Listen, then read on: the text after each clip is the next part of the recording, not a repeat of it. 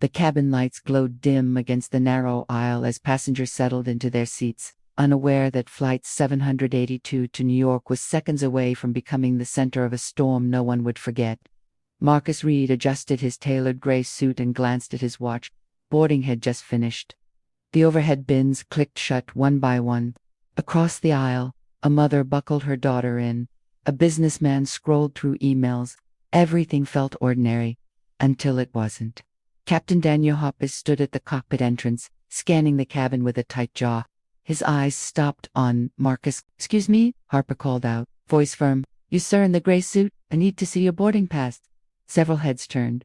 Marcus looked up slowly, confused but composed. "Of course." He handed it over. Harper studied it longer than necessary. "First class." "Yes," Marcus replied calmly. "Seat 2A." Harper's eyes flicked to Marcus's face again, then to the ticket and back. "Step into the aisle, please." A ripple of whispers moved through the cabin. Marcus stood. "Is there a problem?" "That's what I'm trying to determine," Harper said sharply. The flight attendant nearby shifted uncomfortably. "Captain, everything scanned properly at the gate." Harper didn't respond to her. He kept his gaze locked on Marcus. "Where are you traveling from today?" "Chicago," Marcus answered. "What's the purpose of your travel?" Marcus paused. "Business." "What kind of business?" A man across the aisle muttered. "What is this?" Marcus's voice stayed level. "Investor meeting." Harper's nostrils flared. "I'll need you to step off the aircraft with me." A collective gasp rose from first class. "For what reason?" Marcus asked. Louder now. "Security protocol." "Security protocol," Marcus repeated. "You've asked no one else these questions." Harper's voice hardened. "Sir, I am the captain of this flight. If I deem someone a concern, I have the authority to remove them." The word hung heavy in the air. Concern. Marcus could feel every eye on him. Some confused, some uncomfortable, some pretending not to look. "I purchased this ticket weeks ago," Marcus said. "I cleared TSA. I boarded like everyone else." Harper leaned closer. "And yet, something doesn't sit right." Silence. A passenger in row 3 raised her phone discreetly. Marcus inhaled slowly. He had experienced moments like this before. Subtle, dismissive, but never this blatant. "Are you suggesting I don't belong here?" he asked. Harper didn't answer directly. "Please gather your belongings." The flight attendant tried again. "Captain, maybe we can—" "That's an order," Harper snapped. 2 airport security officers appeared at the cabin door, alerted by Harper moments earlier. "Is there a problem?" one officer asked. "Yes," Harper said. "I'm refusing to fly with this passenger on board." The officer looked at Marcus, then back at Harper. "On what grounds?" "Disruptive behavior." A murmur spread. "He hasn't done anything," someone whispered loudly. Marcus stood tall. "Ask anyone here." "I've said nothing except answer questions." The pofter hesitated. "Sir, we'll need you to step off temporarily while we sort this out." Marcus picked up his leather briefcase slowly. As he walked down the aisle, dozens of phones were now openly recording. A young woman in 1C spoke up. "This is wrong." Harper avoided her gaze. Outside the aircraft, the jet bridge felt colder. One officer turned to Marcus. "Sir, do you have any weapons or prohibited items?" Marcus almost laughed. No, they searched his briefcase. Laptop, documents, a presentation folder labeled Reed Global Investments. The second officer's eyes paused. "You're Marcus Reed?" "Yes." "CEO of Reed Global?" Marcus nodded. The officer blinked. Recognition dawned. Reed Global was one of the fastest growing infrastructure firms in the country. Billions in contracts. Thousands of employees. The officer straightened slightly. "Sir, there seems to be some misunderstanding." Inside the plane, tension simmered. Passengers were growing restless. One man stood up. "Are we delayed because the captain profiled a passenger?" Harper ignored him, but sweat dotted his temple. Back in the jet bridge, the first officer cleared his throat. "Captain Harper claims he felt unsafe." "Unsafe from what?" Marcus asked quietly. The officer didn't answer. Instead, he keyed his radio. "We may have an issue." Within minutes, the airport's operations supervisor arrived. Then another airline representative. Marcus remained calm, but his silence carried weight. "Mr. Reed," the airline rep said carefully, We apologize for any inconvenience. Inconvenience, Marcus repeated. Harper stepped into the jet bridge. I stand by my decision. The supervisor looked between them. Captain, what specifically triggered your concern? Harper hesitated. Behavioral cues. What cues? The supervisor pressed. He avoided eye contact. Marcus stared at him. You approached me aggressively. Harper faltered. He seemed nervous. Because you singled me out in front of an entire cabin, Marcus replied evenly. The silence became suffocating. One of the security officers shifted. Sir, with respect, there was no disturbance. More airline officials arrived. Word was spreading quickly, especially as videos from inside the cabin began appearing online. A notification pinged on the supervisor's phone. He glanced down, his face changed. What is it? Harper asked. You're trending, the supervisor said quietly. Harper frowned. What? He turned the screen. A video clip already had thousands of views. The caption read, Pilot refuses to fly with black men in first class. No explanation. Comments were flooding in. Harper's confidence wavered. Marcus finally spoke. Captain, look at me. Harper hesitated. I have spent 20 years building a company from nothing. I employ over 3,000 people. I have meetings today that impact cities. And you looked at me and saw a threat. Harper's jaw tightened. Not because of my actions, Marcus continued softly, but because of your assumptions.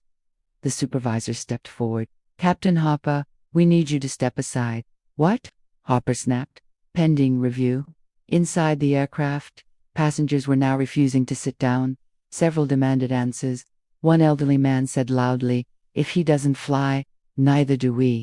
Applause broke out. Harper's face drained of color. The airline representative turned to Marcos. Mr. Reed, we deeply apologize. You are cleared to reboard immediately. Marcos looked toward the cabin door. I will reboard, he said, but not quietly. He walked back into the plane. The cabin erupted into applause. Marcus paused at the front, turning to face the passengers. Dozens of phones captured every second. I appreciate you, he said simply. No one should be removed without cause. Not today. Not ever. The applause grew louder. Harper was nowhere in sight. Minutes later, a new pilot entered the cockpit. An announcement came over the intercom. Ladies and gentlemen, this is First Officer Ramirez. We apologize for the delay. We'll be departing shortly. As the plane taxied, Marcus stared out the window, but his mind wasn't on New York anymore. By the time they landed, the video had millions of views. News outlets were waiting at the gate. Mr. Reed, how do you feel about what happened? Do you believe it was racial profiling? Will you take legal action? Marcus stopped in front of the cameras. What happened today, he said calmly, is bigger than me. It's about the quiet decisions people make based on bias. Decisions that affect livelihoods, dignity, humanity. Do you forgive the captain? A reporter shouted. Marcus paused. Forgiveness doesn't erase accountability. The next morning, the airline issued a public statement announcing Captain Harper's suspension pending investigation. Sponsors began contacting Marcus not just for business, but for interviews. Within a week, the airline's stock dipped amid backlash. Employees inside the company began leaking stories of similar behavior from Harper in the past. The narrative shifted from one incident to a pattern. Harper gave a short press conference days later. I am not racist, he insisted. Safety is my priority. But the footage told a different story. Body language experts analyzed the clip on national television. Civil rights leaders weighed in. Meanwhile, Marcus did something unexpected. He declined to sue. Instead, he announced the creation of the Reed Initiative, a foundation funding bias training programs in aviation and corporate leadership. If we only punish, Marcus said at the launch event, we miss the opportunity to change. Months passed. The airline implemented mandatory bias evaluations for all flight crew. Captain Harper quietly resigned. One evening, Marcus received a handwritten letter. It was from Harper. I was wrong. I let prejudice cloud my judgment. I am sorry. Marcus read it twice. He didn't smile, but he didn't tear it up either. Because change, he knew, was complicated. A year later, Marcus boarded another flight. First class. Different airline. Different crew. As he settled into his seat, a young pilot stepped out of the cockpit. Mr. Reed, she asked. He looked up. I just wanted to say, she continued, because of you, our training changed. Thank you. Marcus felt something shift in his chest. "Fly safe," he replied. As the plane lifted into the sky, Marcus realized something powerful. That day on Flight 782 could have ended quietly. Another humiliating moment swallowed by silence. Instead, it sparked a conversation across industries. Not because of anger, but because someone refused to accept being labeled a threat for simply existing. And somewhere, in airports across the country, captains now paused a second longer before making assumptions, not out of fear, but awareness. The weeks after the incident didn't slow down. If anything, they intensified. Marcus returned to work expecting the noise to fade, but the opposite happened. Invitations poured in from universities, corporate boards, leadership summits, and civil rights panels. Everyone wanted him to speak. Everyone wanted to understand what it felt like to stand in that aisle, while an entire cabin watched a man with authority questioned his right to exist in a space he had rightfully earned. But what most people didn't see was the quiet aftermath. The night after the incident, Marcus sat alone in his apartment overlooking the Chicago skyline. His suit jacket was draped over a chair. His phone buzzed non-stop on the table beside him. He replayed the moment in his head. "Something doesn't sit right." Those were the words. Not aggressive, not loud, but heavy. He had faced bias before, subtle comments in boardrooms, investors assuming he was part of the support staff, hotel clerks asking for extra identification while waving others through. But this had been different. This had been public and intentional. His assistant called him that evening. "Marcus, are you okay?" He exhaled slowly. "I'm fine." But he wasn't. Not because he had been removed, but because, for a split second, just a split second, he had wondered if he should simply comply quietly to avoid escalating things. That thought bothered him more than anything.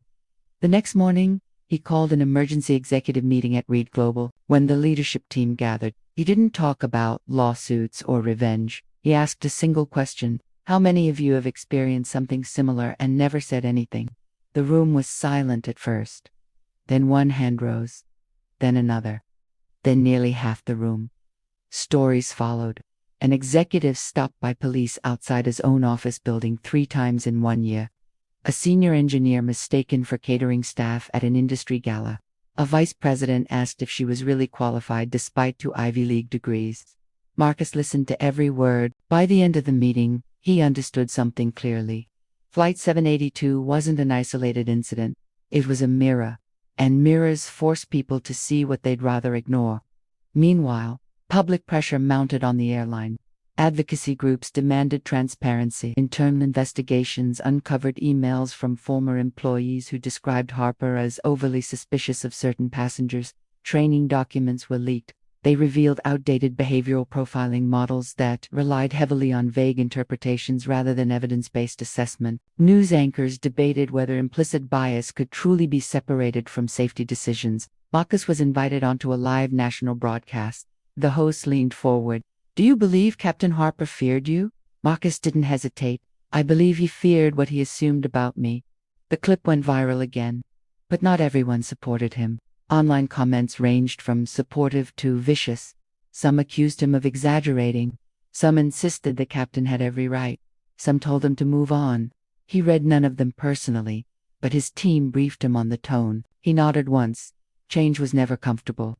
3 months later, the Department of Transportation announced a review of airline bias reporting systems. 6 months later, new guidelines were drafted. 1 year later, data showed a measurable drop in passenger removal incidents based on captain discretion alone. Progress, small, imperfect, but real. On the anniversary of the flight, Marcus returned to that same airport, not for a press event, not for a speech, but for a private meeting with a coalition of airline executives. In the conference room overlooking the runway, he stood before them calmly. "I am not your enemy," he said. "Bias thrives in silence. Accountability builds trust, and trust keeps people safe far better than suspicion ever will." No one interrupted him. When the meeting ended, one executive approached him quietly. "My son watched what happened to you," the man said. "He asked me why someone would think you didn't belong. I didn't have a good answer." Marcus placed a hand on his shoulder. "Now you do," he replied. That evening, as another aircraft roared into the sky, Marcus stood by the glass wall and watched it ascend. The sound of engines no longer reminded him of humiliation. It reminded him of movement forward, because what happened on Flight 782 wasn't just about a refusal, it was about a reckoning. And reckonings, once begun, are very hard to stop.